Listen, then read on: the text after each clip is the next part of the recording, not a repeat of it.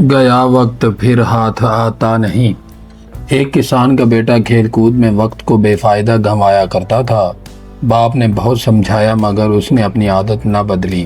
آخر باپ نے سوچ کر یہ ترکیب نکالی کہ بسنت کے دن صبح کے وقت بیٹے کو اپنے ساتھ کھیت پر لے گیا اور کہا، بیٹا آج کے دن جن سب سے اچھی بالوں کے دانے ہم کھیت میں سے توڑ کر رکھ لیں گے، اس ایک دانے سے کئی پودے ہو جائیں گے۔ مگر شرط یہ ہے کہ کھیت میں سے سیدھے نکلتے اور توڑتے چلے جاؤ، پیچھے مڑ کر توڑنے کا حکم نہیں۔ اب تم کھیت میں جا کر 7-8 سب سے اچھی بالیں توڑ لاؤ۔ لڑکا شوق سے کھیت میں چلا گیا جہاں بہت سی پکی ہوئی بالیں آمنے سامنے دائیں بائیں موجود تھیں، مگر اس نے یہ سمجھ کر کہ آگے اس سے بھی اچھی ملیں گی، کوئی بال نہ توڑی، یہاں تک کہ دوسرے کنارے تک جا پہنچا جہاں ابھی کچی بالیں تھیں۔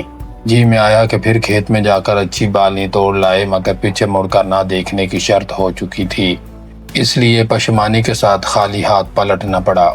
باپ نے کہا، بیٹا کیا کوئی بھی اچھی بال تمہیں نظر نہ آئی؟ اس نے جواب دیا، کھیت کے اس کنارے کی بالوں میں تو ایک سے ایک اچھی تھی، مگر میں نے یہ سمجھ کر آگے اس سے بھی اچھی مل جائیں گی انہیں نہیں توڑا اور اس طرف کی بالیں ابھی کچی تھیں۔